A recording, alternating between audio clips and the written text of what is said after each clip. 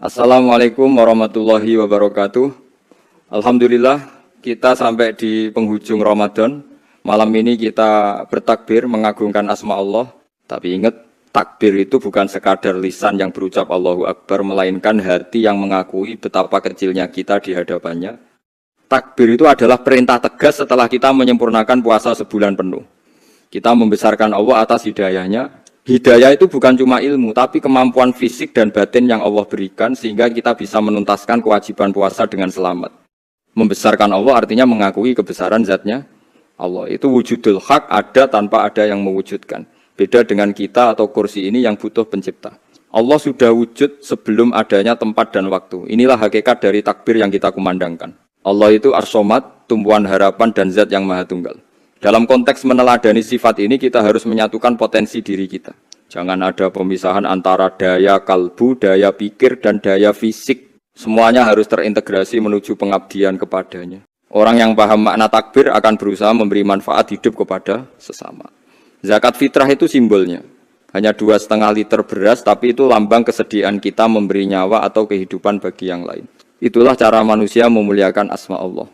Idul Fitri disebut hari kemenangan bukan karena baju baru, tapi karena maklumat di hadapan para malaikat bahwa kita diampuni Allah.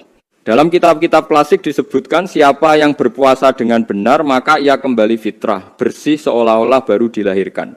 Kemenangan itu status ahli surga yang diberikan Allah. Maka sebetulnya orang yang tidak puasa tanpa uzur atau yang tidak mengindahkan Ramadan, dia tidak punya hak untuk merayakan Idul Fitri. Sebab tidak ada status kemenangan yang bisa ia banggakan di hadapan Allah. Ada hadis menyebutkan, siapa yang menghidupkan malam Idul Fitri dengan takbir, hatinya tidak akan mati saat hati-hati yang lain mati. Kita dijamin punya hati yang jujur, peka, dan penuh rahmat. Hati yang mampu menerima kebenaran dan menebar kasih sayang. Kadang lebaran terasa sedih karena tidak bisa mudik atau kumpul keluarga. Tapi ingat, sebagai mukmin kita harus punya husnuzon atau prasangka baik kepada Allah. Segala persoalan kalau dikaitkan dengan takdir Allah, maka semuanya akan menjadi kecil dan ringan. Rasa gembira karena telah menuntaskan ibadah harus mampu menutupi rasa sedih. Sedih itu biasanya karena khawatir tidak bertemu Ramadan lagi. Tapi syukur itu kuncinya menerima yang sedikit dan menganggapnya banyak. Kita masih hidup sampai hari ini saja sudah anugerah. Ibadah tertinggi itu adalah ridho dengan takdirnya. Kalau tidak bisa bertemu fisik, doakan sesama mukmin di tengah malam. Barang siapa yang mendoakan saudaranya tanpa sepengetahuan yang didoakan, maka ia dicatat mendapatkan pahala yang luar biasa besarnya. Apa tanda orang berhasil puasanya? Tandanya adalah tekad memperbaiki diri tidak luntur. Jika di Ramadan biasa mengaji, bangun malam, atau bersedekah, maka kebiasaan baik itu diteruskan di bulan-bulan lainnya. Itulah bukti puasa kita membuahkan hasil. Dosa terhadap Allah bisa dihapus dengan penyesalan dan kebajikan. Namun, dosa terhadap sesama manusia harus diselesaikan dengan meminta maaf secara langsung dan mengembalikan haknya. Jangan merasa sudah suci kalau urusan dengan manusia belum beres. Orang yang ibadahnya berkah akan hidup lebih lama dari usianya. Lihatlah para ulama besar, mereka sudah wafat ratusan tahun lalu, tapi namanya masih disebut dan ilmunya masih diamalkan. Itulah yang disebut memperpanjang usia melalui keberkatan wujud.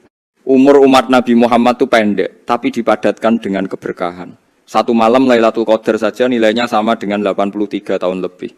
Ini adalah bonus dari Allah supaya kita tidak kalah derajat dengan umat terdahulu yang umurnya panjang-panjang. Hidup itu simpel saja, jangan dibikin sulit. Kalau ketemu orang ya silaturahmi yang baik, kalau tidak bisa ya jaga hati. Jangan sampai kerinduan berubah jadi kekecewaan hanya karena kita punya standar persepsi sendiri terhadap orang lain.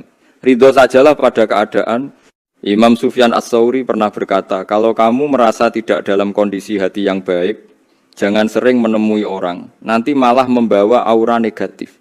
Bertemu itu harus membawa kebaikan, bukan malah menyebarkan pesimisme atau rasa kecewa. Jangan sampai takbir kita hanya menjadi pelecehan karena kita mengucapkannya tanpa penghayatan.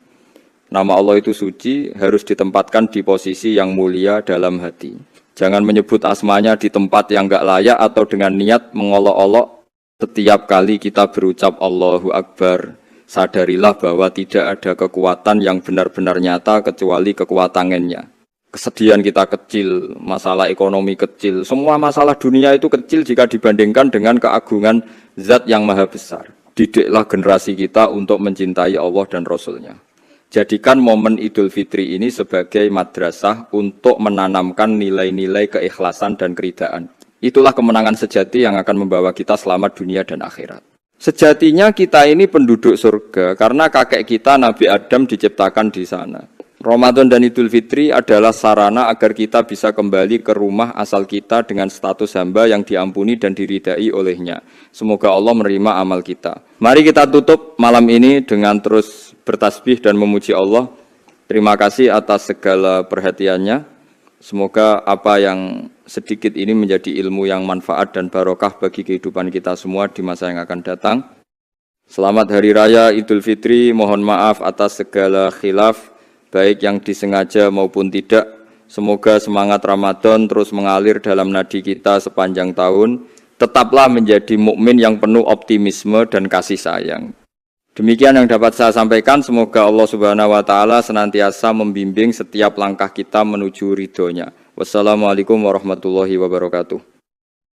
Terima kasih banyak telah menonton, semoga bermanfaat dan jangan lupa subscribe, like, komen dan share. Terima kasih.